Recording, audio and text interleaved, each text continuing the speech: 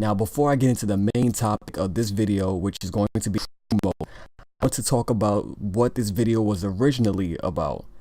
The commentary that I had to delete in order to put this video up instead. This was supposed to be the video where I play against a guy named GetRit2474. I hope he's not 39. And this guy stood between me and the third seed and getting players like Larry Bird and others. Now, he was the gatekeeper. He was the definite representation of a gatekeeper to get to the next level. He's like a boss battle. Not because he's good, but because he is the biggest cheeser I have played against so far. And you guys have seen me play against cheesers all week. 3-point cheesers, Stephen Curry cheesers. This guy combined the 3-point cheesing along with the spin layup cheesing. He had Andre Iguodala, who is pretty much better than Gerald Green in practically every way, and he knew it, so he kept trying to do whatever he could to score. And also, this is my debut of all my new gold legends, all my new silver legends, including Wilt Chamberlain. So now that I got that out of the way, and this is my defensive lineup to go stop all the cheesers, I want you guys to just pretty much try to watch this video twice. Watch the gameplay and listen to the topic, unless you can do both at the same time. Yesterday at about 6 p.m., Chris Manning posted on the NBA 2K14 Facebook page on behalf of 2K Sports, because he's their community manager, and he announced the return of Crew and what to expect. So they mentioned that this time around there will be a focus of balance. They're going to improve defense, and they're going to add stamina and let you have the option of 5-on-5 full court or 3-on-3 half court. And everything sounded good. And then they mentioned how you can also create a logo. You know, the same exact logos we've had since 2K came out, the same ones that nobody likes. If anything, I'd rather have an old school logo that's out of commission, that they completely removed, than use any of the flaming basketballs or random cheetahs or letter M or number 17 or whatever. I don't want any of that stuff, and nobody else really cares for that either. But they said that they were going to bring all this stuff and we didn't care. All we cared about was the gameplay of Crew. And I want you guys to remember that this game comes out in 2.5 weeks. 2.5 weeks from now. So whatever you see now, this is how it's staying. This is pretty much the final product. This isn't alpha, this isn't beta. Whatever you see in the demo, it really doesn't apply to this because this is Crew mode. So this is the main feature that we were looking forward to.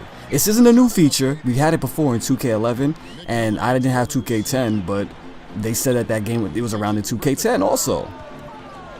But this is the major feature that we were looking for. It wasn't new, but we were going to get it back, and to us, it'll feel new again.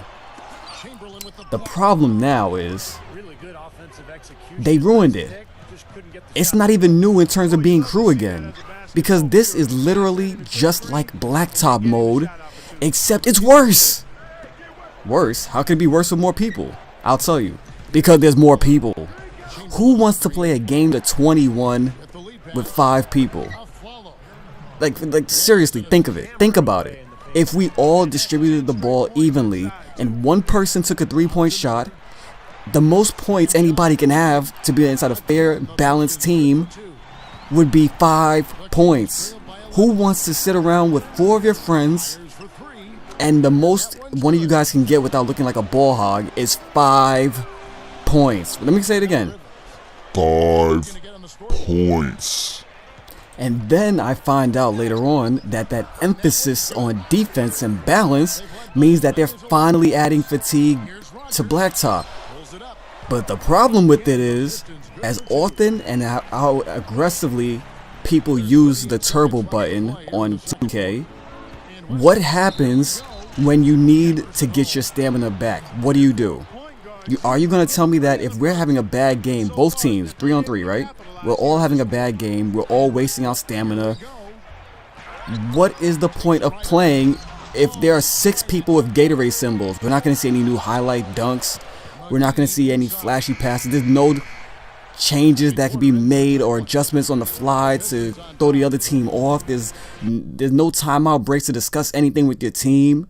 You can't, it doesn't make any sense at all. Now, 2K team up guys, because all they did was report on what they knew. Last time I was a little upset because it seemed like they were telling us all this perfect stuff and the game came out differently. But this time, there was, what else, how could they have known this was going to happen? And then on top of that, they had them all in that video, and crew is back and everything like that. They were so excited, I was excited. And now what I've seen, they did somebody also, because 2K felt like they could lower their credibility, when it really in fact is, they told them something, and then 2K did the opposite anyway.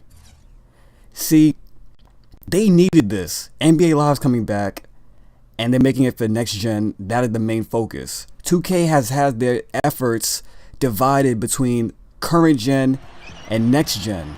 So I'm not expecting 2K to do anything more than look great on the next generation. Most of the stuff that 2K has added besides crew is pretty much stuff that Live has already had in their last installment back in 2010. Now I'm expecting Live to come out with a strong product, which will make 2K work even harder next time on 2K15 for the next generation systems. Because if they had crew and this is their recreation of it, ruining their best game mode, although if you ask them, I'm pretty sure 9 times out of 10 they'll probably say my team, because my team is the big cash cow. My team, they found a way to make this game profitable. My team is basically turning an actual video game, a video game you pay $59.99 for. They're turning it into a phone application as if it's a freemium, free-to-play kind of game. Or free-to-play, pay-to-win, you know what I'm saying? Basically, on day one, because of my team, you're going to buy booster packs. It's like buying real-life Pokemon cards or Yu-Gi-Oh cards or whatever. You're going to put money into this mode, and you're going to constantly put money into this mode because the chance of getting a gold or a silver or even especially a new Sapphire Legend, the chances of getting one of those are low. So you'll keep putting money in, you'll keep putting money in. And as long as that mode thrives, that's the mode that's going to generate the money for them, the extra money. That's the game that's going to make a person spend more money on a game mode than they did on the game itself. Because why would it cost a player $30 of real money to starting 5 on day one? Why would you take that out of the game? Why would you mess with that theory, that system, that formula? They're going to focus on my team. They're going to make the Sapphire players cost more. They're going to turn current gold players into Sapphire players, I'm pretty sure, like LeBron James and Dwight Howard. And you're probably going to have to spend $5 now to get them. And you're going to spend it because that's what people do. They just want to win. I mean, come on. Even commentators spend money on VC to raise their my players and to buy packs and stuff like that. It's just very disappointing. I wasn't expecting this. I was expecting to bring back my crew and take on other crews with at least the same quality they had back in 2K11. I wasn't expecting it to be crazy or all drawn out. All I wanted was what we already had, and they're not bringing it back. It's gone. And the fact that they've been getting a pass because they have been the only basketball game over the last few years. Think about it. Until NBA 2K10 came out, NBA Live was the #1 selling basketball game every single year. And now people are finally starting to realize that they have to do more. They have to earn their dollar. It's not expected just because of graphics. The game pretty much plays the same way I've seen from 2K13. The menus and everything look similar. Even the features that they're bringing to the game now, the flashy passes, the passing stick, the Euro League, the dynamic living rosters, all that stuff has been there in Live. And since EA has been extremely successful with Ultimate Team in the past, I'm pretty sure they're going to give my team a run for their money. Which means that 2K has to focus on their strongest 2 game modes. That is My Career and Crew. Which pretty much go hand in hand because Crew mode breathes life into My Career after the first season is over and you won the NBA championship. Overall, I'm really just disappointed. My contemporaries and colleagues, they're disappointed as well. And the fans, they're disappointed, which they've made known on Twitter and especially on that Facebook page for the last about 24 hours now. It's ridiculous. Let me know what you guys think. Let me know if this is affecting your decision to buy it, or whether you're gonna wait for the next gen or anything. Like, how do you feel about this news? Just let me know, because I'm really interested in your opinions today. I know how I feel, I know how the other commentators feel, and I want to know how you feel. And this guy, he pulled out the cheesiest move in the book, the Euro 3-point. I couldn't believe it. I paused it and had to replay it. He actually pulled it out. This guy did the cheesiest move in the game. He did the second cheesiest in the spin layups, and he spammed threes in my team. So this game was a close one. Only 2.4 seconds left. I put in my free throw shooting lineup because I knew he was going to foul me, and I wanted to get Larry Bird. I do not want to lose this game. Moncrief recently made 2 free throws, so I decided I'd give him the ball back. He picks up a quick foul with only 1.4 seconds lost in that possession. If I can make both of these shots, I will win this game because I'll be up by 2 possessions with only 1 second left on the clock. I can just completely avoid him. Moncrief hits both of them, and I'm 1 second away from beating the 4th seed, getting Larry Bird, and taking my talents to the 3rd seed.